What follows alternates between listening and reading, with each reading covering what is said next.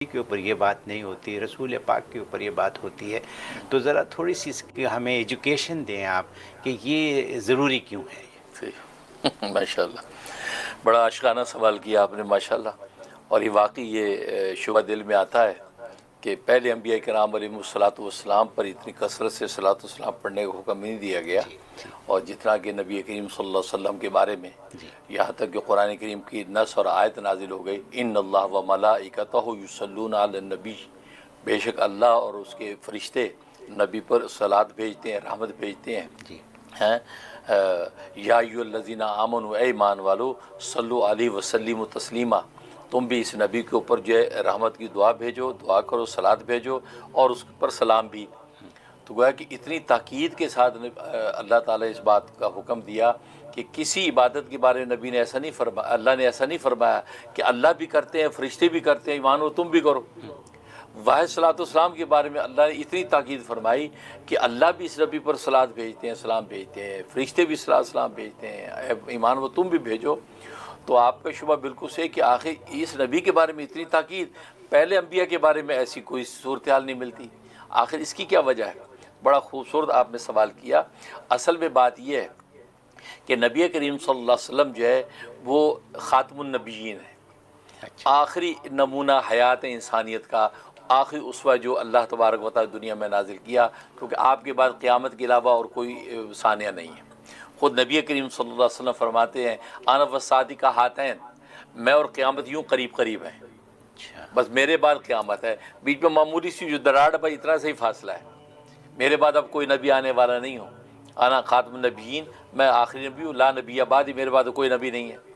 تو نبی چونکہ وہ مشعل راہ ہوتا ہے انسانیت کے لیے، ٹھیک ہے نا، آخری نمونہ حیات جو ہے وہ نبی پاک صلی اللہ علیہ وسلم کی ذات عالی ہے، اس لیے فرمایا لقد کان لکم فی رسول اللہ اسوۃ حسنہ، کہ اللہ کے اس رسول کی زندگی میں تمہاری اسوہ حسنہ ہے، بہترین طرز زندگی ہے کہ جس کو تم فالو کر کے گزارو، یہاں تک تاکید فرمائی۔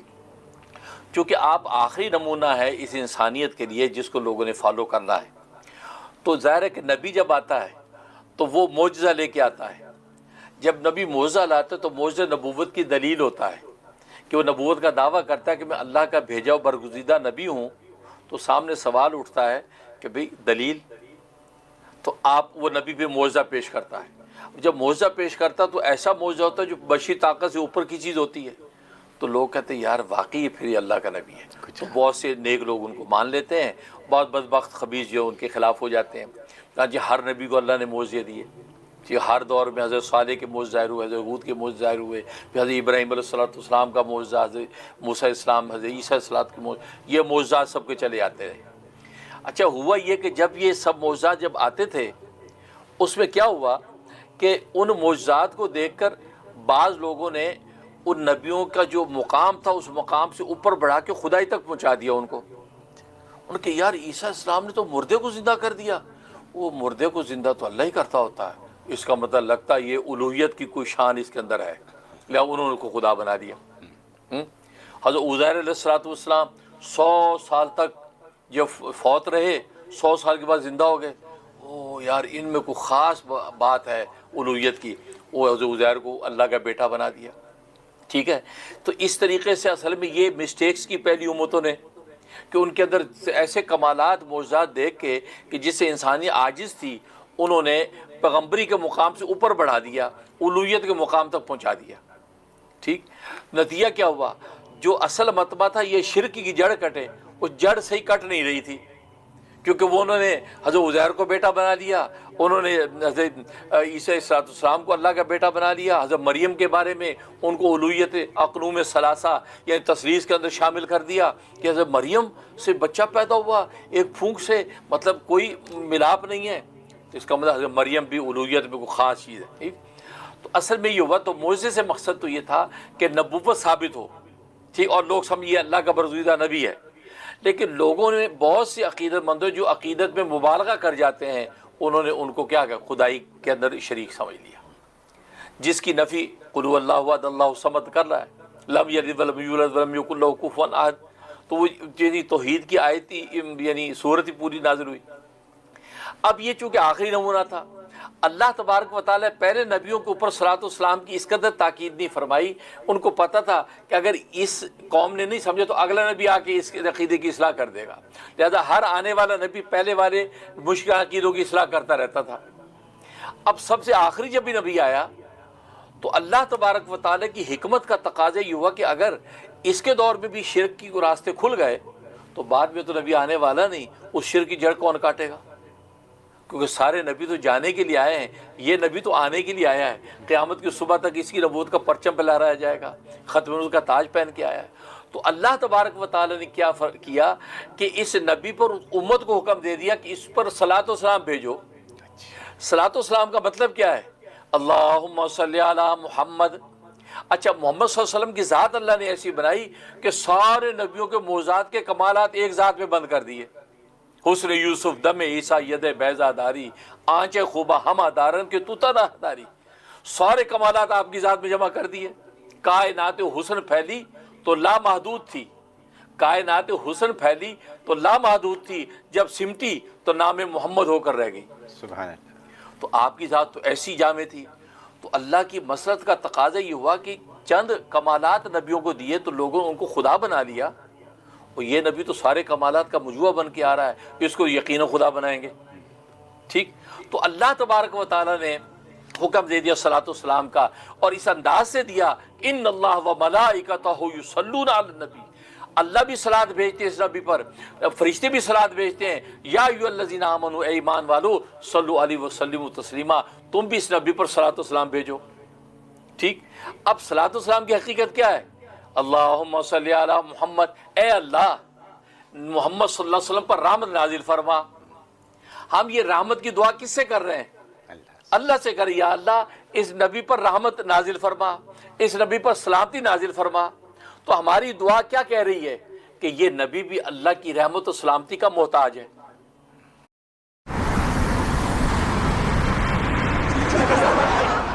Hey style queens, dropping 3 fire accessories to slay from head to toe.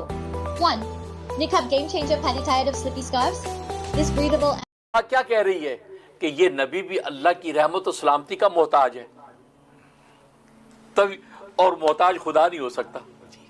تو امت کی زبان سے یہ بات کہلوا دی کہ شرک کی جڑ کاٹ دی کہ باوجود اتنے کمالات ہونے کے یہ نبی خدا نہیں ہو سکتا، کیونکہ یہ تو خود اللہ کی رحمت کا محتاج ہے، یہ خود اللہ کی سلامتی کا محتاج ہے۔ اور ہم صبح شام دعا کر رہے ہیں اللہم صلی علی محمد، اے اللہ اپنی رحمت نازل فرما اس پہ، اس میں رحمت کا محتاج ہے تبھی دعا کر رہے ہیں، سلامتی نازل فرما۔ تو جو محتاج ہوتا وہ خدا نہیں ہوتا۔ تو اصل میں اللہ تبارک و تعالیٰ نے صلاۃ والسلام کو حکم دے کے اس امت میں سے شرک کی جڑ کاٹی ہے کہ کوئی محمد صلی اللہ علیہ وسلم کو ان کی جو الوہیت کے مقام تک پہنچانے کی بے وقوفی نہ کر بیٹھے، کیونکہ نبی پاک صلی اللہ علیہ وسلم اپنا اٹ سیلف، اپنا مقام اتنا عالی اتنا اونچا ہے کہ ضرورت نہیں ہے آپ کو کچھ ایکسٹرا اس کے اندر ایڈ کرنے کی۔ وہ خود ختم اس کا تاج پہن کے آئے ہیں، بعد خدا بزرگ، تو ہی قصہ مختصر، پہلے خدا اس کے بعد مصطفیٰ، اس سے بڑا اور مقام کیا ہو سکتا ہے؟ اب آپ آگے کر کے تو آپ نبی کے اس مقام کی گویا کہ توہین کر رہے ہیں۔ آپ نے نبی کو اس مقام ختم نبوت و مقام نبوت کی شان کو پہچانا نہیں کہ آپ مزید ایڈیشن کے محتاج ہو رہے ہیں۔ تو ایڈیشن کرنا نبی کے اس اپنے ذاتی مقام کی توہین ہے گویا کہ۔ تو اس لیے اللہ تبارک و تعالیٰ صلاۃ والسلام کو امت کو حکم دے دیا کہ جب تم خود ہی صبح شام کہو کہ یا اللہ اس پہ رحمت رکھے، اس پہ رحمت کر، اس کا مطلب آپ کسی اور ذات کو کامل ذات سمجھ رہے ہیں، قادر ذات سمجھ، اور وہ اللہ کی ذات ہے، لہذا شرک راہ نہیں پکڑے گا۔ جب شرک راہ نہیں پکڑے گا تو آپ مشرک ہونے سے بچیں گے، اور اللہ کو یہی مطلوب ہے کہ اس نبی کے بعد اب کوئی اور نمونہ کائنات آنے والا نہیں ہے۔ لہذا جب امت اسی کو جو وہ فالو کرے گی تو توحید پر بھی قائم رہے گی، اور نبوت رسالت کے مقام کو بھی سمجھے گی، اور پیدل لے کے چل کر جنت کا راستہ پائے گی۔ تو یہ شرک کی جڑ کاٹی ہے السلام کا کثرت سے حکم دے کے۔ اس لیے امت آپ کو پتہ شبر و کثرت سے، اور ایون آپ نے دیکھا نماز میں بھی اللہ تبارک و تعالی نماز کا اختتام نہیں ہونے دیا جب تک صلاۃ والسلام نہیں پڑھا، کیونکہ کہیں کوئی بیوقوف یہ نہ کرے کہ نماز خالی توحید ہے، جی توحید ہے، لیکن توحید کا مطلب یہ نہیں کہ نبی کی تنقیص کریں آپ۔ آج ایک طبقہ ایسا بھی ہے احمق جو توحید کے بیان کا مطلب یہ سمجھتا ہے کہ نبیوں کی تنقیص ہو جائے۔ نہیں نہیں نہیں، یہ اعتدال، یہ تعدیل کہ توحید بھی اپنے مقام پہ رہے اور نبی کی تعظیم بھی اپنے مقام پر ہے. یہ ہے کمال مومن کا. یہ کمال نہیں ہے کہ آج اپنی توحید آپ اس انداز سے بیان کریں نعوذ باللہ اور نبی کی تنقیص ہو. یہ نہیں ہو سکتا. تبھی اللہ تبارک و تعالیٰ نے نماز کی حالت میں جو خالص عبادت ہے اس کے علاوہ اور کسی کا شبہ نہیں کر سکتے، اس میں بھی اتحیات کے اندر جو ہے سلام پھیرنے سے پہلے نبی پر صلاۃ و سلام پڑھوایا، تاکہ تم اس توحید خالص کا یہ مطلب نہیں سمجھ بیٹھنا کہ نبی گویا کہ تمہاری نظر میں بے تعظیم ہو جائے. نہیں، نبی کی تعظیم کا عالم یہ ہے تمہاری نماز کا اختتام نہیں ہوتا جب تک نماز ساتھ نہیں بھیجا جاتا. تمہاری اذان ختم نہیں ہوتی جب تک اشہد ان محمد رسول نہیں پڑھا جاتا. تو خالص توحید کے احوال میں بھی نبی پاک صلی اللہ علیہ وسلم کی تعظیم اللہ نے قائم رکھی، تاکہ کوئی بیوقوف توحید کا نعرہ لگا کے اور نبی کی تنقیص نہ کرے، بلکہ ان کی تعظیم قائم رہے. اس لیے اللہ تبارک و تعالیٰ عین اس وقت بھی صلاۃ و سلام پڑھوا دیا. درود ابراہیم پڑھتے ہیں تو معلوم ہوا کہ تاکہ شرک کی راہ نہ کھلے. اس لیے اللہ تبارک و تعالیٰ اور ہمارے نبی پاک صلی اللہ علیہ وسلم کی بعثت کی خصوصیت ایک یہی بھی تھی کہ آپ شرک کو مٹانے آئے. آپ دنیا سے شرک کو مٹانے آئے تھے. وہ کہتے ہیں لاکھ ستارے ہر طرف، ظلمت شب جہاں جہاں، یعنی انبیاء کتنے آئے ہیں وہ ستاروں کی طرح آئے، لیکن ظلمت جہانی شرک دنیا کا اندھیرا مٹا نہیں.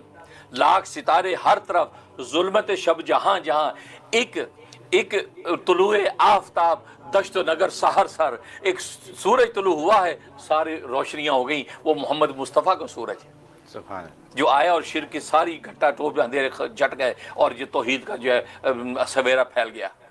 تو یہ وجہ ہے صلی اللہ علیہ وسلم کثرت جو پڑھنے کا حکم دیا جاتا ہے کہ آپ کی اتنے کمالات ہیں، ان معجزات کو دیکھ کے کہیں ان کو الوہیت کے مقام پہ نہ لے جائے، بلکہ کیا کرے، وہ جب ان کی دعا کرے گا ان کا اپنا مقام اتنا اعلیٰ عرفہ ہے، آپ کو مزید ایڈیشن کر کے اس مقام کی توہین کرنے کی ضرورت نہیں، اس کو انڈر ایسٹیمیٹ کرنے کی ضرورت نہیں ہے، بلکہ آپ صلاۃ السلام بھیج کے کہیں کہ اصل ذات وہ سمجھ ذات ہے جس کی صلاۃ السلام کا یہ بھی محتاج ہے.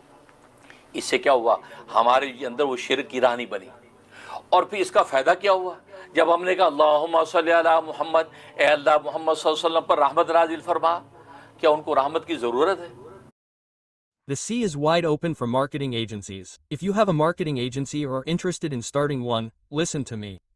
وسلم پر رحمت نازل فرما، کیا ان کو رحمت کی ضرورت ہے؟ جواب ہے کہ ان کو ضرورت نہیں ہے. وہ تو رحمت للعالمین بنا کے بھیجے، سارے جہانوں کی رحمت بنا کے بھیجے گئے ہیں، ان کو رحمت کی ضرورت نہیں. لیکن جب ہم دعا کرتے ہیں یہ تو اللہ تبارک و تعالی ہم پر 10 رحمتیں نازل کرتے ہیں. خود نبی نے کہا من صلی علیہ واحدۃ، جو مجھ پر ایک مرتبہ رحمت کی دعا کرتا ہے اللہ اس پر 10 رحمتیں نازل کرتے ہیں. تو گویا کہ یہ خود ہمارے لیے فائدے کی بات ہے. یہ واحد دعا ہے. دیکھو ہر ایک کی دعا سے دوسرے کو نفع پہنچتا ہے، لیکن صلاۃ والسلام واحد دعا ہے جس کا نفع دعا مانگنے والے کو پہنچتا ہے. اس کو نہیں پہنچتا کہ وہ آپ کی دعا کا محتاج ہی نہیں ہے. وہ تو خود رحمت للعالمین کی شان پر رحمت پہلے ہوتے کھا رہا ہے. آپ کی دعا سے فائدہ آپ کو پہنچ رہا ہے. آپ جب اس محبوب کے لیے محبت کی دعا کریں، اللہ تبارک و تعالیٰ محبوب کی محبت کی دعا کی وجہ سے آپ پر 10 محبتیں اتار دیتا ہے. سبحان اللہ، سبحان اللہ. اس لیے ہمیں حکم دیا جاتا ہے صلاۃ والسلام کثرت سے پڑھیں، کیونکہ اس سے شرک کی جڑ کٹتی ہے. چنانچہ امام الہند شاہ ولی اللہ رحمۃ اللہ علیہ نے اس نقطے کو بیان کیا کہ صلاۃ والسلام کی جو کثرت ہے یہ اصل میں شرک کی جڑ کاٹتی ہے، اور امت کے اندر شرک گوارا نہیں ہے، کیونکہ اسی کی اصلاح کرنی تھی. اور شرک آ گیا تو پھر کیا ہوا، سارے مریا میٹ ہو جانا اور آگے کوئی نبی آنے والا نہیں. اس لیے صلاۃ والسلام کی کثرت کی جاتی ہے. اور ہم بھی جو محفل محبت کی سجاتے ہیں اسی وجہ سے، تاکہ ہمیں بھی اس وفا و عشق کے اندر حصہ مل جائے کہ قوت عشق سے ہر پست کو بالا کر دے، دہر میں اس میں محمد سے اجالا کر دے، کہ محمد سے وفا تو نے تو ہم تیرے ہیں، یہ جہاں چیز ہے کیا لوح قلم